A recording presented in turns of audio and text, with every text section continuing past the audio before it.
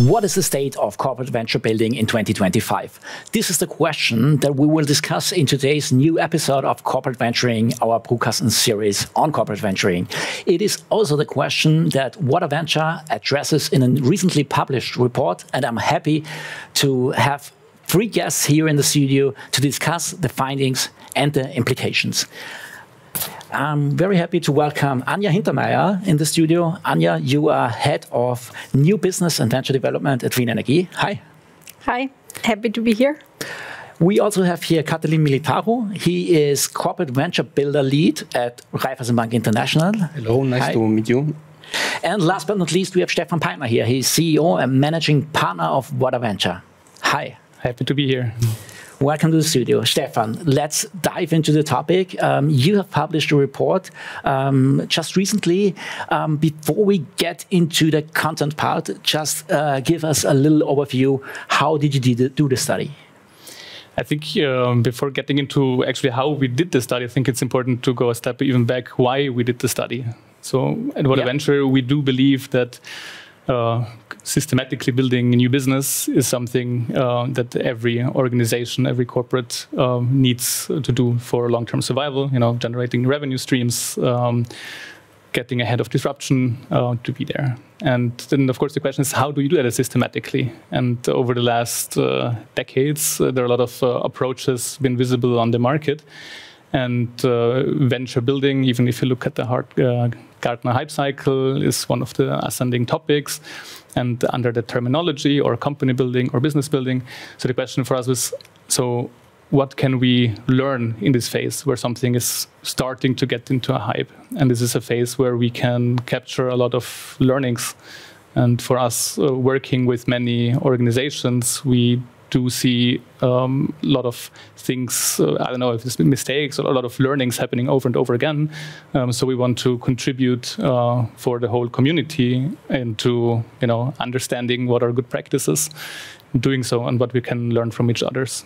And so we went ahead. This is the second time that we did the study, and we were able to interview more than 50 leaders in venture building and new business building or company building across mostly German-speaking area, and we're able then to capture some of the key results in that report. And I'm happy that we can share also together with practitioners the results and shed some lights and some stories behind those findings, because I think for us it's important that everybody learns from each other. Yeah, sure, of course. Before we get into the findings, Catalin, could you give us a little introduction of what you do at your venture building unit? For sure. So I'm Catalin Militaru. We are part of the RBI International Group. So we are working in the headquarters in Vienna. We are a team of 5 people, and our main focus is to be able to create new business models. When I'm talking about new business model, we are talking on a horizon of time of 3 to 5 years. And our main goal is to be able to create new and innovative businesses which will help the organization to grow. Okay, thank you. Anja, you, of course, have been in a brutkasten talk just recently and gave us a very huge overview about the activities of Wien Energie, but maybe you could just sum it up in 2-3 sentences. Sure, for those who have not seen it yet. We are also a venture building department at Wien Energie, so we are trying to build businesses with new customers, new markets in a digital and asset-light perspective. So our focus is clearly on innovation horizon 3, where we really say, okay, we are not transforming the core only by doing improvements, but really building new businesses for Wien Energie. Okay, thank you, Stefan. So now it's the time to dive into the topic. What are the main findings of the study? If I would give an overall summary, we are entering a new phase of venture building. Given by economic environment and also some maturity of venture building efforts across the German-speaking area. So a lot of organizations have started 5 years ago, or some even a bit earlier. And now with economic pressure, a lot of things are being questions being asked, and the time where organizations or teams could try out things or tending to be over. And so the strategic question is popping up. So the ventures that are coming out of it, the new business, is it strategically relevant? Do we want to continue to invest? And do we want to change things? And I would put that as a main finding, that there's a shift that go for corporate venture building to move more to adjacent to the core. So things that are too far out there, where there is no clear unfair advantage of the organization, where the link to the corporate strategy is not very clear to top-level management, that time is being over. So shifting closer to the core, always at a certain distance. I would say that would be the overall main finding. And then there are a lot of elements that have been coming up again, as also in last year's study, which is top management commitment being the most important success factor. 97% of the participants state that. So really strong that that's the key one element really standing out. Then we talk about funding, the importance of having a VC type of funding and stage gate approach. One topic is on talent strategies. So what point in time to get the talent into the ventures, what to do with a core own team versus then staffing the individual ventures that come out of it. And those kind of being the overall key points that we can share in the study and talk about today. It is fair to say that venture building units in the DACH region really feel some kind of economic pressure. Yes, and I think it's also depending a bit on the sector that you're in. So there are some sectors that feel it much stronger. If you look here in Germany, everything that is related to automotive have even stronger either cut in funding or stronger questions on the strategic goal of those types of initiatives. There are other sectors that are more resilient in the current stage, maybe also looking at energy, where the current pressure is not as high, but there's a clear understanding of the future will be different, so pressure coming from a different side. And so the overall mood today is, not spend money in innovation theater, but really on impact. And there's a question, is there really impact coming out of those initiatives? And so more focus. Yes. What would you say? What is the influence of the macroeconomic environment on venture building?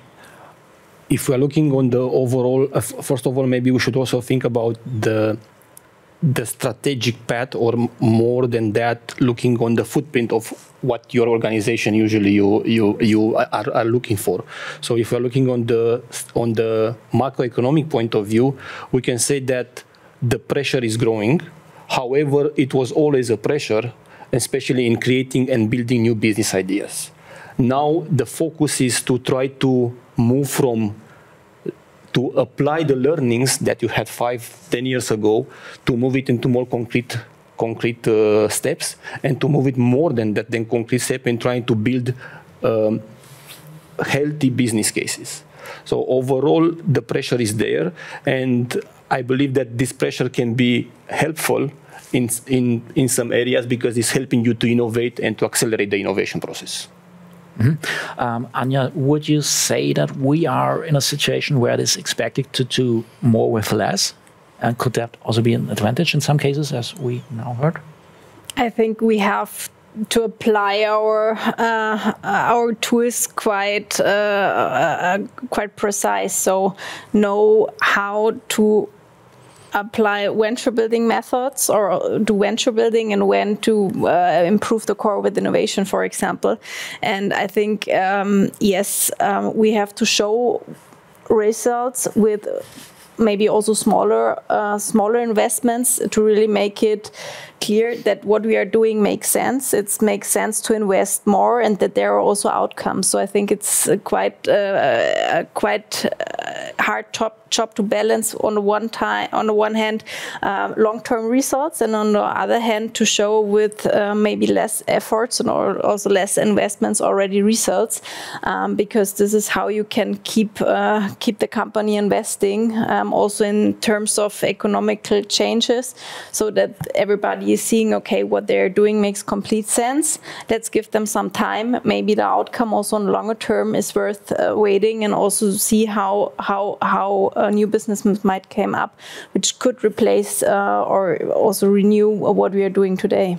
And this is also a topic which is very relevant for Wien Energie, right? Because our business model, of course, is shifting, and we also see it already today that actually also the needs of our clients are shifting. So yes, we might have more time, but we feel even more that there are different needs in terms of what our clients want, and that's why we already have to start really hard today to see where we can make also now a change within the needs of our clients, and see how we can adapt to this, and then a long term also how we can get really big businesses in there, which help us then to also keep working in 2030, 2040, and so on, because we have a clear target that's keep Vienna running in a reliable way for the people living here.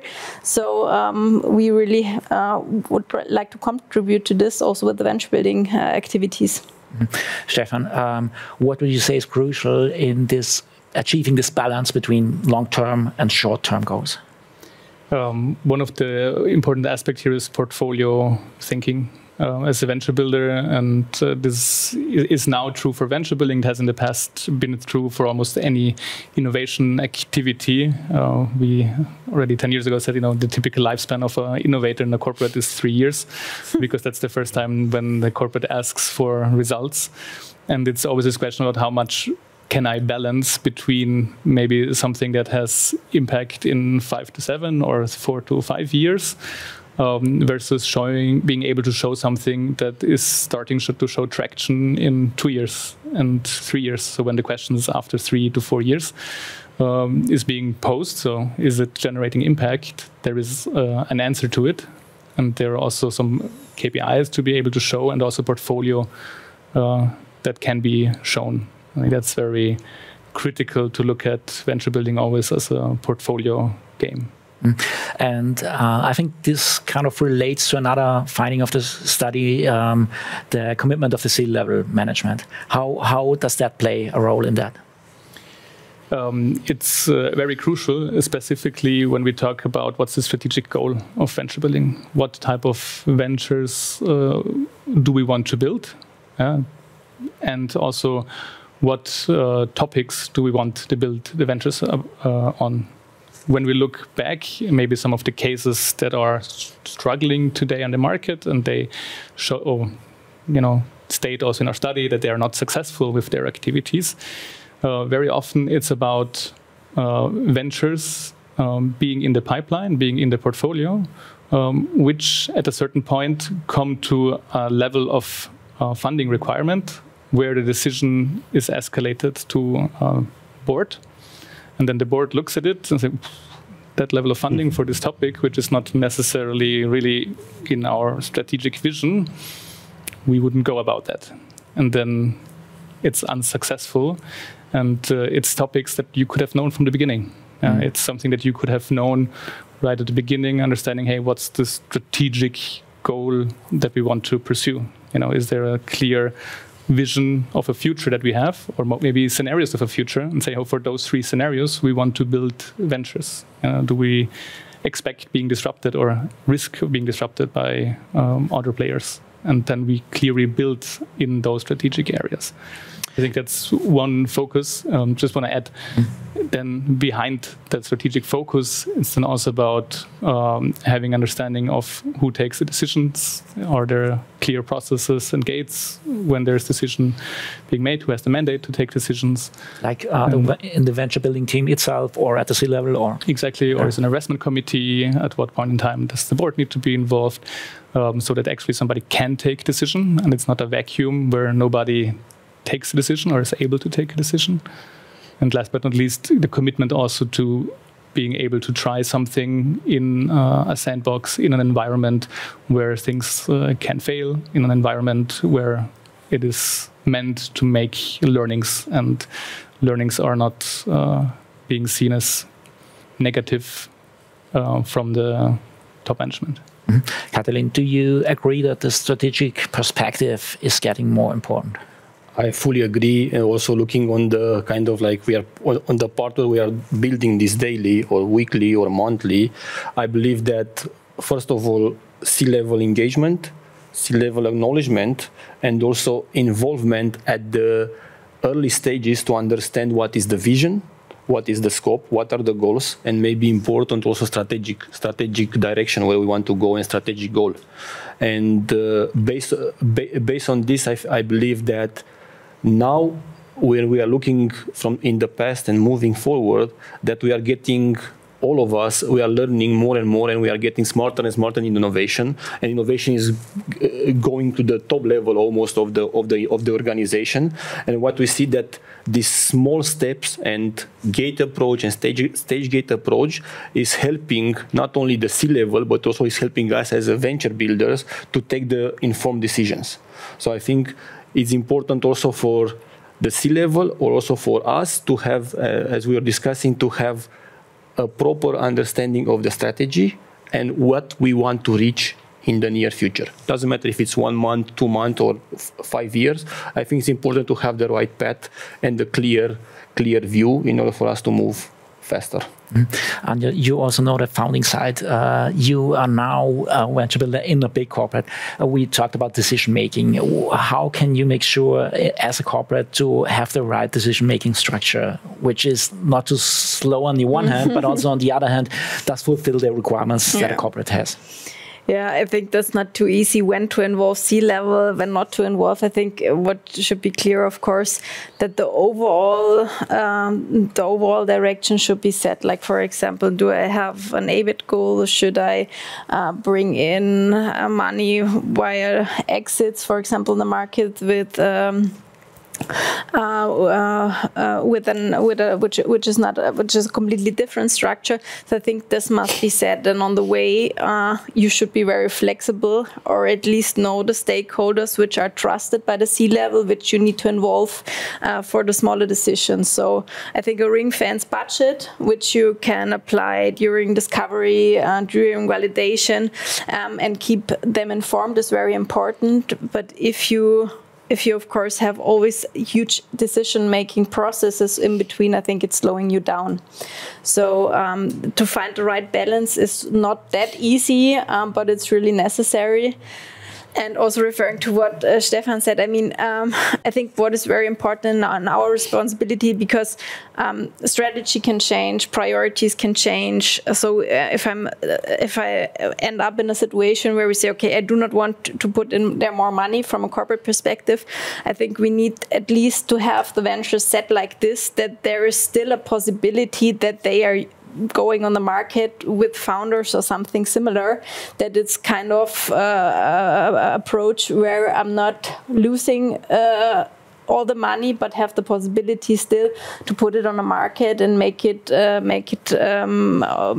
open for VC funding or something like this. So having a certain flexibility and not too high costs at the very beginning, in order to see where it might run. Mm-hmm. Maybe just to add on that, I think it's a very important aspect of this decision making that is often misunderstood, is that when we create a portfolio in venture building, it's about creating options for the organization. And I like the analogy of a poker game quite well, because you get the first hands and then you decide if you want to have a look at the next card or not.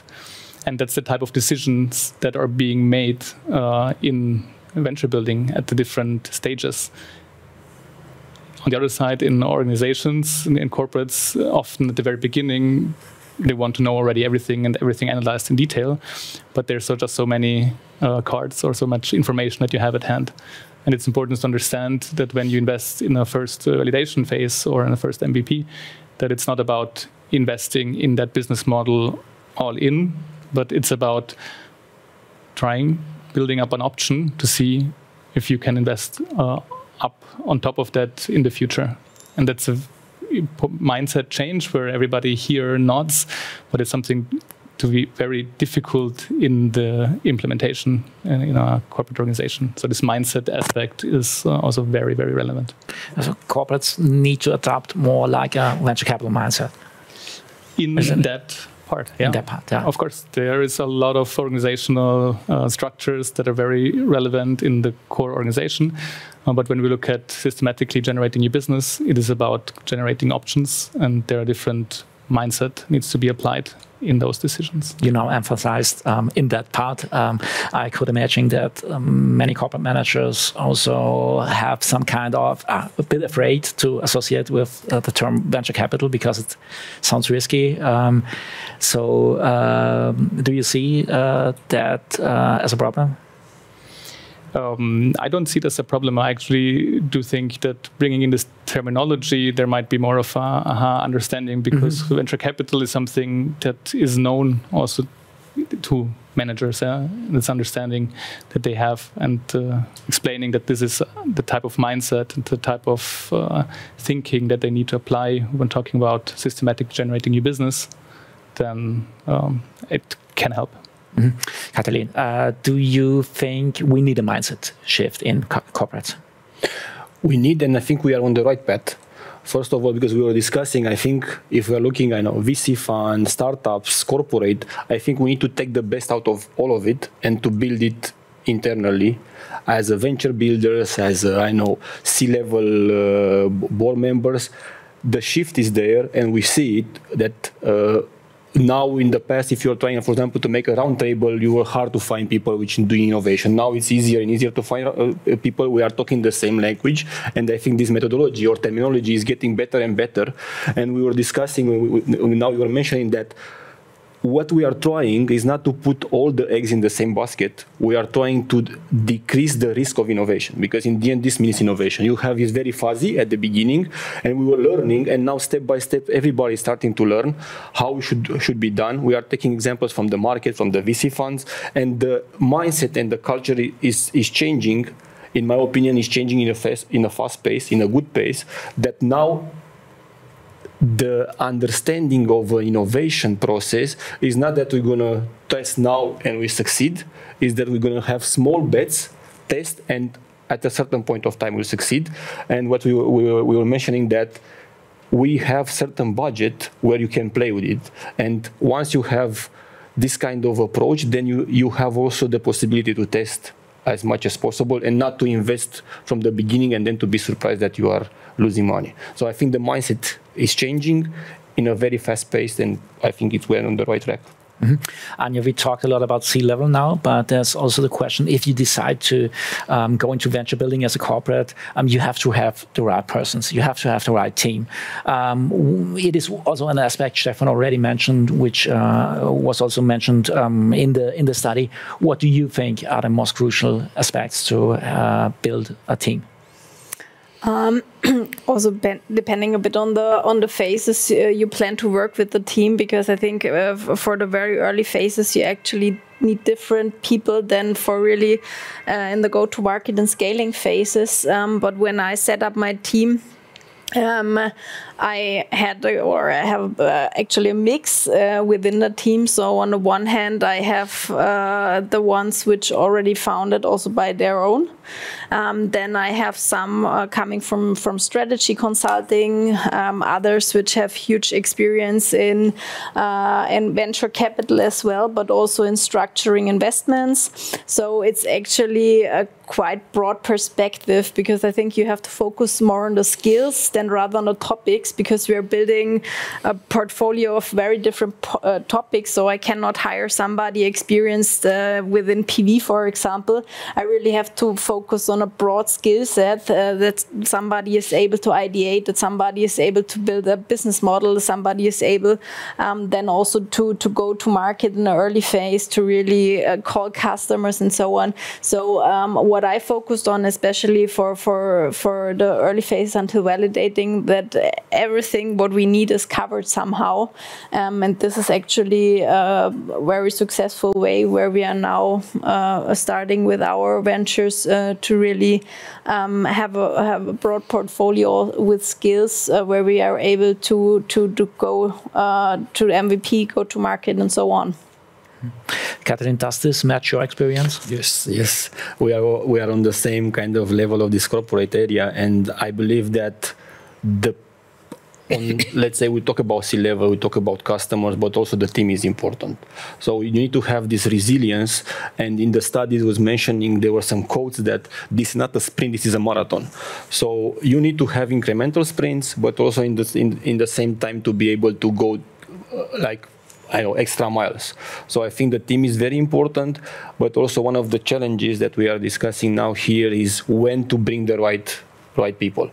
So I think this is something in corporate that you really need to cherry pick to be sure that you are not, first of all, disturbing the overall kind of organization approach, but also in the same time to be able to navigate in this corporate environment. Stefan, we now heard from Wien Energie, we heard from RBI. If we take a look back to the study where you talked to a lot of corporates, what would you say are the main challenges in building a team in venture building? One thing I think it is quite clear that for the very early stages, so exploration, identifying the right business opportunities and exploring them, you do need a agile, small core team which can build upon its experience and really bring out this list of a potential portfolio of ideas. Then, when looking at the study, and also in too many discussions that we had over the last year, is that there are kind of two plays emerging in the market. On the one side, where you try to hire co-founders very early, so looking for entrepreneurial talent and bring them in at the early stage, right at the validation where you move from validating to getting the first customers. And then there's one other approach where you validate more with the internal team or get also support with other venture building service providers, and then hire the person that has more of a scaling experience that maybe doesn't necessarily have to be an entrepreneurial profile, but also a managing director experience or managing experience of scaling something at the point where you have a clear understanding of what the business model is, have a clear understanding of or you have traction and clearly can look for the skills. And at the same time, the people that we want to hire see that there's something already there that works, and then they bring it from 1 to 10 or from 10 to 100 rather than starting from scratch. And those are the kind of two plays that are emerging. At whataventure, we believe more in the second type of approach, but there's also valid cases for the former, where you bring in the co-founder early. And I think it might be important really to understand it case by case which selection should I take. Catalin and Anja, they both represent companies which have been in corporate venture building for quite some time. Maybe we have some viewers who are corporates who just want to start. And hiring is not easy, especially if you look for skills that are not that available at the market. What would you recommend to corporates that think about getting started? To get started with venture building, I think there are two approaches. There is one approach where you do it structurally, where you say, hey, I want to build a structure and work on a venture operating model and build up a governance, decision framework, and legal framework in which you can then operate and build it up from there. So do a lot of talks to manage the top management, to get them on board, to this mindset discussions, and that build from there.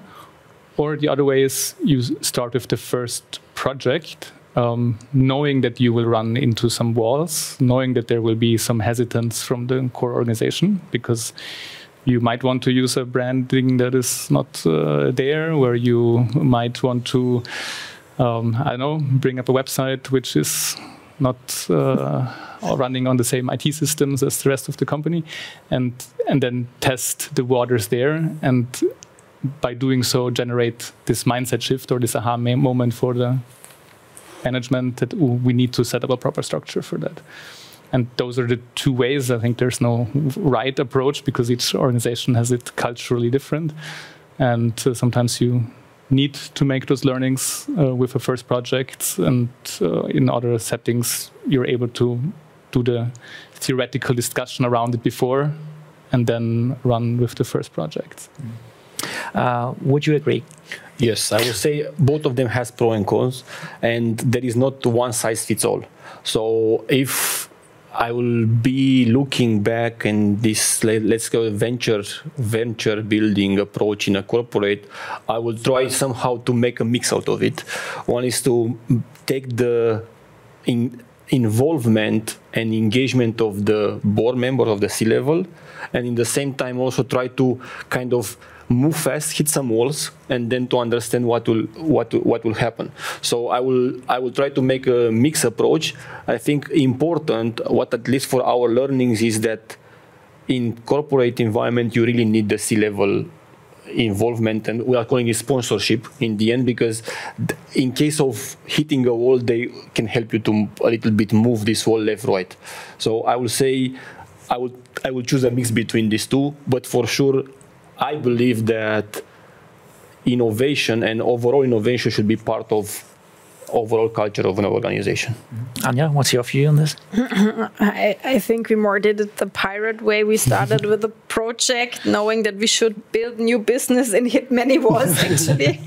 But of course, I would not regret this approach, because we learned a lot. And now I was able, or I'm still setting it up since it's a continuous process, setting up a governance which is also fitting our walls, actually. So I think, yeah, there might be two approaches to do it, but I would also encourage everybody to just try it and to build the small successes, an argumentation line also for the C-level, where you can prove, okay, it makes sense what we are doing, because I think not every C-level, or not all C-levels will ask you to do exactly how you do it or what to do.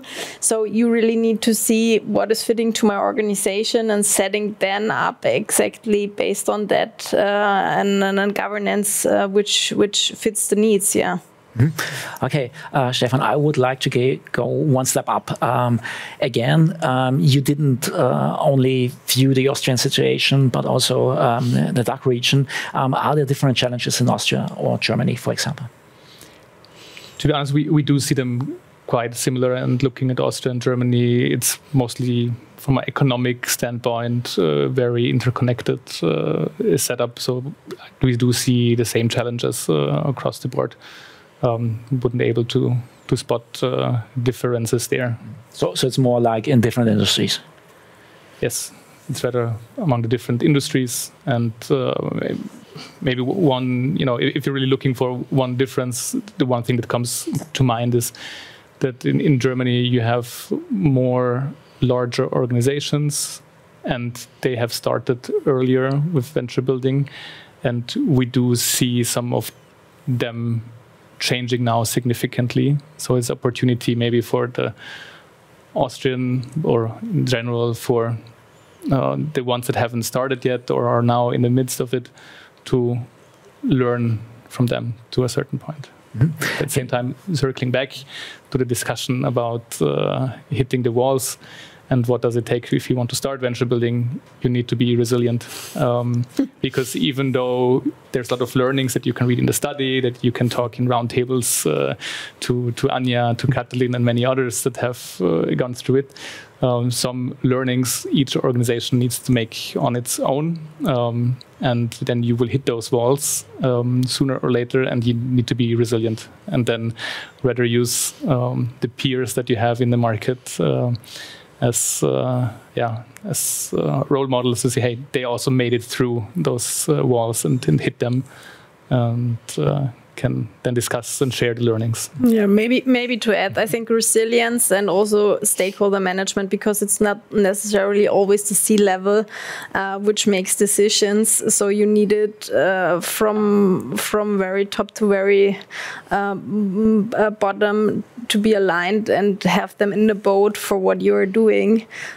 So stakeholder management and resilience are really one of are the most important things you need to bring when doing venture building, I think, within a big corporate.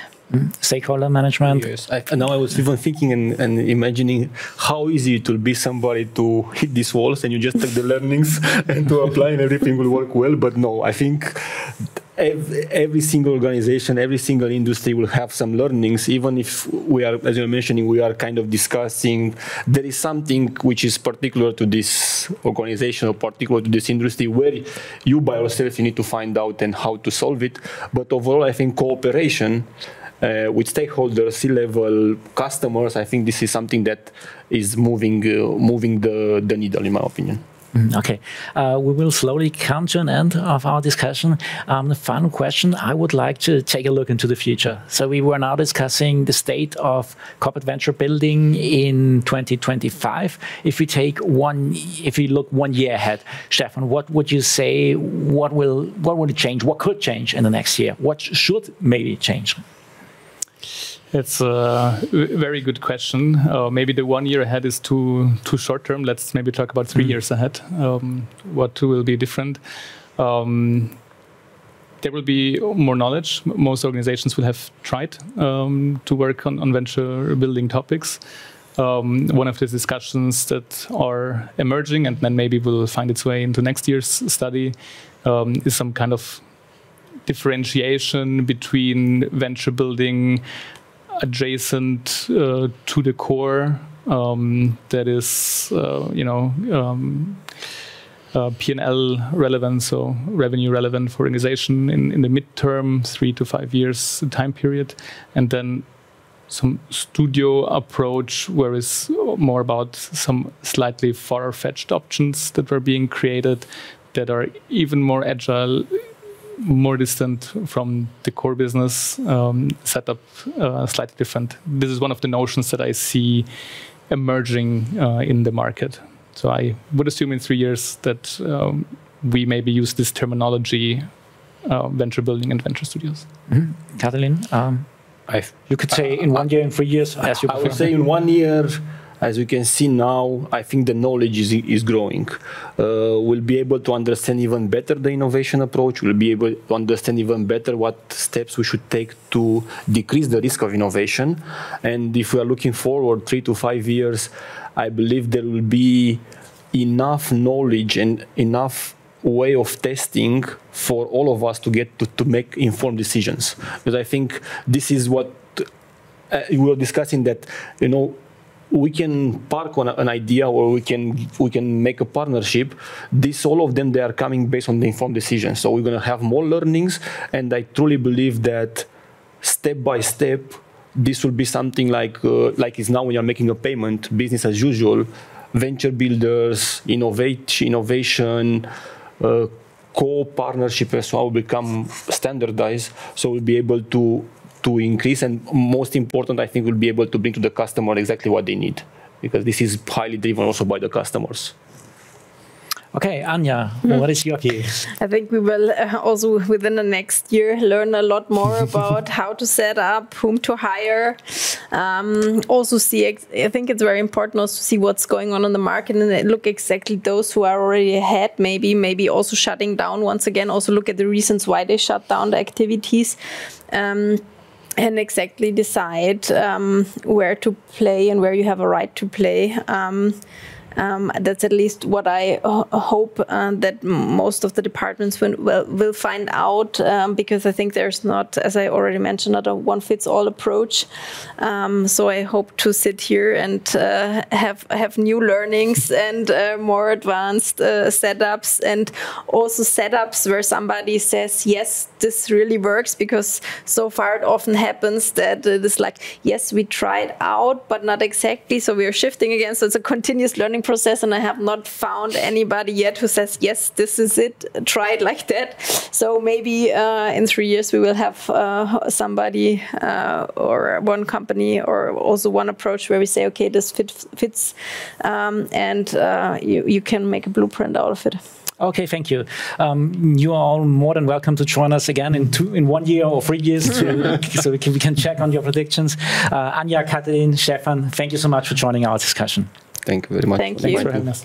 Thank you for joining our discussion as well, and see you next time at the Corporate Venturing series. Bye.